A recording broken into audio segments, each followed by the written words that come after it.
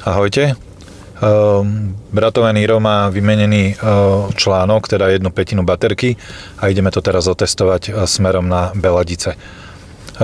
Vybijeme auto do nuly, pozrieme články, v akom sú stave, mali by byť všetky zladené približne na tú spodnú rovnakú hranicu a cestou naspäť sa zastavíme na Ionity.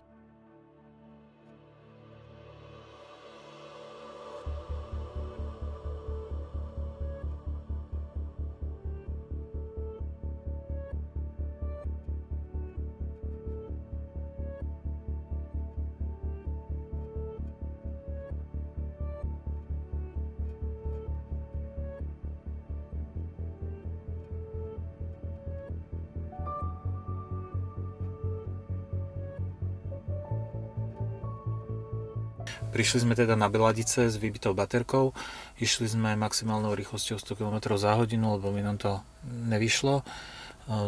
Články sa držali celý čas veľmi dobre. Ten problém, čo bol predtým, že od 20% dole išli rýchlejšie percentá a potom vlastne začal kolabovať ten jeden článok, tak ten nenastal, ale až tesne ku koncu baterky bolo vidno, keď sme išli vlastne do kopca po diaľnici, tak sme dávali pedál na podlahu, sme potom radšej spomalili. Tu vidno, že ten nový modul pomohol, baterka sa chová podstatne lepšie, ako to bolo predtým, všetko vyzerá byť dobre. Teraz nabijeme do nejakých 35-40% a ideme naspäť tých 100 km po diaľnici, s tým, že teraz vlastne pôjdeme plnou rýchlosťou a vlastne uvidíme, ako sa budú články chovať.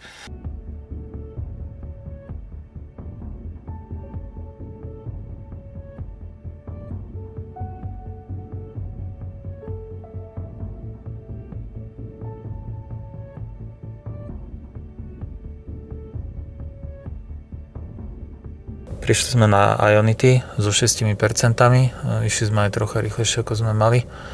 Akumulátor si drží stabilne až do tých posledných percent výkon, že už je to v pohode. V nejakej ďalšej časti vám poviem potom viac o tom akumulátore, ako prebiehala reklamácia, koľko to trvalo a nejaké ďalšie detaily. Zatiaľ na toto krátke video to stačí. Ahojte. Takže autoumýváreň, žiadna nabíjačka. Škoda, mohli ďalšie Ionity postaviť. Sklamanie, no tak umývárka je na každom. Mohli dať 4 strany Ionity. Škoda. Tu by aj bolo miesto. Tam by si dal ďalšie. Ja rozšíril by. No ale to musíš potom toto zlikvidovať, vieš. Tu zeleň?